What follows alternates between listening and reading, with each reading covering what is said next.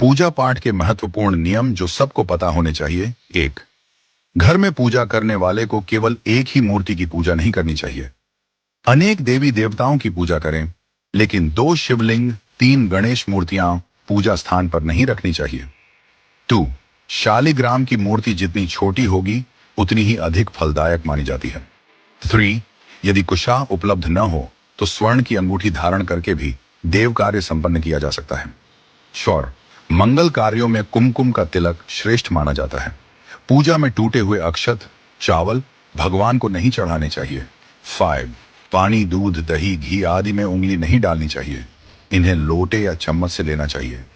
6, तांबे के बर्तन में दूध का निषेध। तांबे के बर्तन में दूध, दही या पंचामृत नहीं रखना चाहिए, क्योंकि यह मदिरा समान हो जाते हैं। 7, आचमन का विधान। आचमन 3 बार करने का विधान है, जिससे ब्रह्मा, विष्णु और महेश तीनों देव प्रसन्न होते हैं। यदि आचमन संभव न हो तो दाएं कान का स्पर्श करने से भी आचमन के समान फल प्राप्त होता है। 8, देवताओं को अंगूठे से नहीं मलना चाहिए। चकले पर से चंदन लेकर भी नहीं लगाना चाहिए, बल्कि उसे छोटी कटोरी या बाएं हाथ की हथेली पर रखकर लगाना चाहिए। 9, पूजा में पुष्पों को बाल्टी, लोटे या जल में डालकर फिर निकालकर नहीं चढ़ाना चाहिए। 10, भगवान के चरणों की 4 बार, नाभि की 2 बार, मुख की 1 बार या 3 बार और समस्त अंगों की 7 बार आरती उतारनी चाहिए। 11, आरती के दौरान जो घंटा, नगाड़ा, झांझर, थाली, घड़ियाल, शंख आदि बजते हैं, उनकी ध्वनि से आसपास के वायुमंडल में मौजूद कीटाणु नष्ट हो जाते हैं। नाद ब्रह्म माना जाता है, जो अनंत ऊर्जा उत्पन्न करता है। 12वें हवन के दौरान अग्नि प्रज्वलित होने के बाद ही आहुति दें।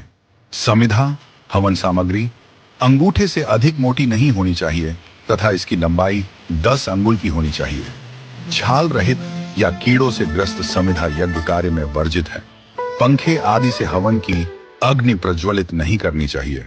13, मेरुहीन माला या मेरु माला की सबसे ऊंची गांठ का लंघन करके माला नहीं जपनी चाहिए।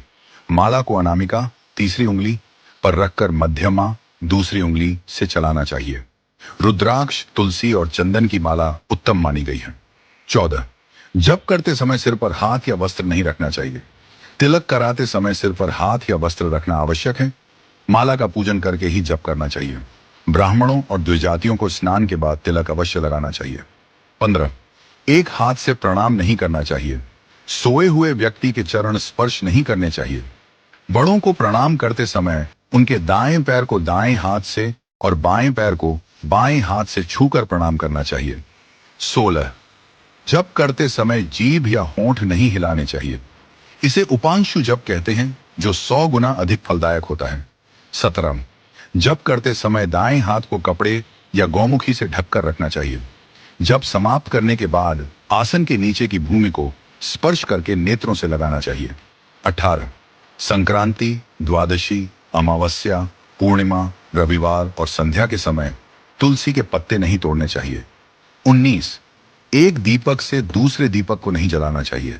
20, यज्ञ, श्राद्ध आदि में काले तिल का प्रयोग करना चाहिए, सफेद तिल का नहीं।